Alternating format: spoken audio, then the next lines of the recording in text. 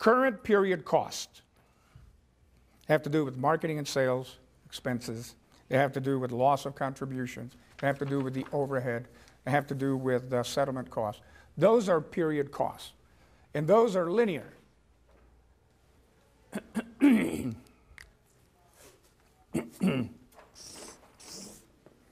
If the Y is cost of sales, and this is attrition on the X, as attrition increases, cost of sales increases. That's a universal law. These are direct costs. The reputational damage does not behave this way, unfortunately. The reputational damage comes not just when the customer, fails to repeat business with us. It's more than that. It's when the customer, in essence, becomes a fifth column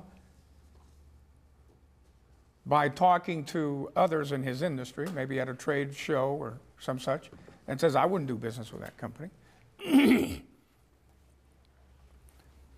Reputational damage does not work linear, it's exponential. And the problem with that, of course, is obvious in terms of just the impact on the business. An accounting problem with that is that you won't see the effect of the mishap for a while. So the line in the center, that vector in the center, is what we've just alluded to, which is that cost of sales increases in direct function with attrition rate. So let's say the cost of, let's say this line is $200,000. That's our investment in poor service. The only known way to mitigate customer attrition is through service initiatives. And those include, employee training, a stepped-up program for new hire selection. It includes a rollout of information systems, joint ventures with the customer, soirees with the customer, meetings, anything that would engender goodwill is a service initiative. So the opportunity is $200,000. So just for the sake of argument, let's say that we have service initiatives that are going to cost the company $50,000. As near as I can tell, you're leaving $150,000 on the table. You're leaving $150,000 on the table because that amount of attrition will continue. The slope will be a little different, but it will continue. So there's opportunity costs here, and yes, you have to demonstrate that if I roll out a new ERP system, it will, in fact, help with customer attrition. You have to demonstrate it, not anecdotally, and it's not just intended to make things more efficient.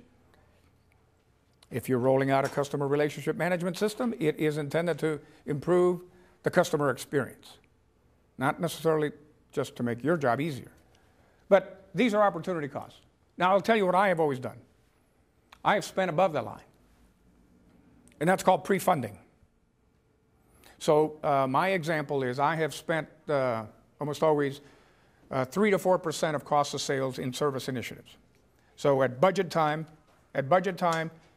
I budget 3 to 4% of cost of sales. Whatever the cost of sales number is, I say 3 to 4%, put that in the budget for service initiatives. Pre-funding. So pre-funding is anything above the $200,000. I think it's wise to do because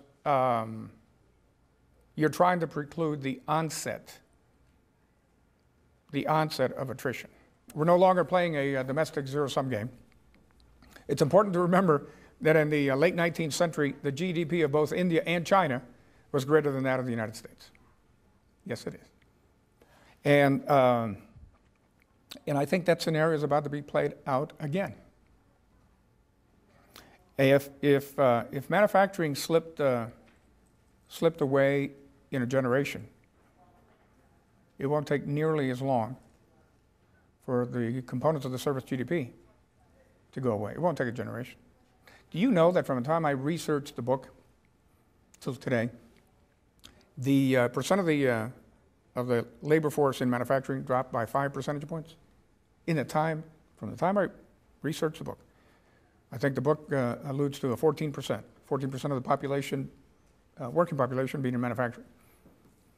Today it's 9%. And I'm not so sure that we know where the watermark is. I'm not sure we know.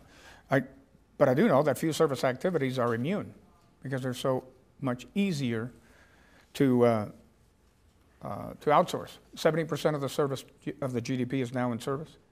70%. We're marooned in an island service, like it or not. And you've heard the statistics. One survey says our suppliers are excellent, 5% of the time, 6% of the time, 8% of the time. Ladies and gentlemen, that's not going to do it. We can't continue to perform at the 5th percentile, the 6th percentile, or the 8th. We need to perform at the 95th, the 96th, and the 98th. We have to do it at globally competitive prices. That's what's devilish, which is to say just because we're rendering excellent service is not to say that we have a sanctuary from providing cost-effective services and products. I do believe that the excellent provider has an opportunity to play with pricing, yes, but it's no sanctuary that you ought to just let ride. You have to be competitive, and you have to excel in service, and you have to do it now. We said in the overhead example, there doesn't seem to be an easy way to track overhead costs for all the reasons that we all know. And so I offered, here, let's use an index. If you know what the attrition rate is, take the attrition times SG&A, labor rates, and that's a good approximation. That's overhead. Now we're talking about settlement costs. So if we had to track settlement costs beginning tomorrow, how would we do that? That's refunds, that's credits, that's discounted prices. We have to set up the chart, right? We have to set up the chart number one, and then you have to journal against the chart, right? If you set up the chart of accounts correctly, as we are suggesting we do, call it settlement costs, customer settlement costs, or some other moniker that you may be more comfortable with.